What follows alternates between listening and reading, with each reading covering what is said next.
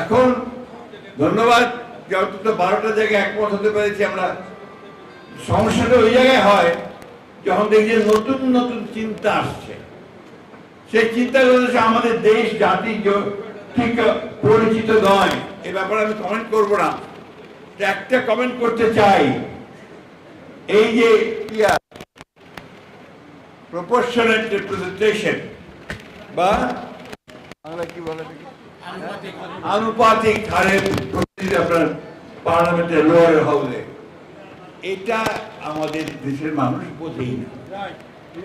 বোঝেই না। তারা বলে পিআর কি জিনিস ভাই? যারা এখনো ইভিএম এ ভোট দিতে পারে না, বোঝে না ঠিক মতো, যার ফলে ইভিএম এ ভোট দেয় না, তার পিআর বুঝবে কি করে? এই চিন্তা ভাবনা থেকে দূরে সরে যেতে হবে। এবং দুঃখজনক ভাবে আমাদের দেশের কয়েকটা রাজনৈতিক দল এটাকে প্রমোট করে, প্রমোট না বন করে বসে আছে, এটা না হলে নির্বাচনে যাব না। কি বলবো বলেন? এই দেশের মানুষ যেটাতে অভ্যস্ত সেই ভোটের ব্যবস্থা করেন, তার প্রতিনিধিত্বের ব্যবস্থা করেন, তার যে প্রতিনিধিত্ব থাকে, রিপ্রেজেন্টেশন থাকে, সে পার্লামেন্টের নির্বাচনের ব্যবস্থা করেন। তাহলে সমস্যাগুলো সমাধান হবে না, হবে না। বাইরে থেকে এসে বসে বা কাউকে আপনার নতুন নতুন চিন্তা ভাবনা দিয়ে কিন্তু দেশের সমস্যার সমাধান করা যাবে না।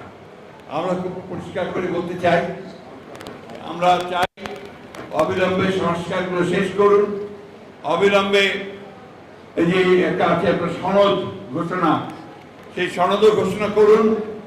আর দয়া করে নির্বাচনের যে তারিখটা নির্ধারণ করেছেন আমাদের ভারপ্রাপ্ত চেয়ারম্যান জনাব তারেক রহমানের সঙ্গে লন্ডনে বৈঠকে বসে, যেটাতে জাতীয় অনুপ্রাণিত হয়েছে, আশান্বিত হয়েছে, সেই সময়টাতে নির্বাচন দিন, মানুষ তার অধিকারটা ফিরিয়ে দিন, ভোটের অধিকার ফিরিয়ে দিন। বন্ধুগণ, বক্তব্য দীর্ঘ করবো না, আপনাদেরকে অনুরোধ করবো আপনার শফিউল বারী বাবুর স্মরণে যারা তাকে ভালোবাসেন একটা ফাউন্ডেশন তৈরি করেন, যে ফাউন্ডেশনের মধ্য দিয়ে তার জীবন, তার রাখা, তার কাজগুলোকে বেরিয়ে আসবে এবং ওটার মধ্যে দিয়ে আপনার ভবিষ্যতে মানুষকে আরো সাহায্য করতে পারবে। আমাদের শফিউল বারী বাবুর স্ত্রী, সে অনেক কাজ করার চেষ্টা করে, কিন্তু একটা সমস্যা, তাকে আমরা কোথাও জায়গা দিতে পারি।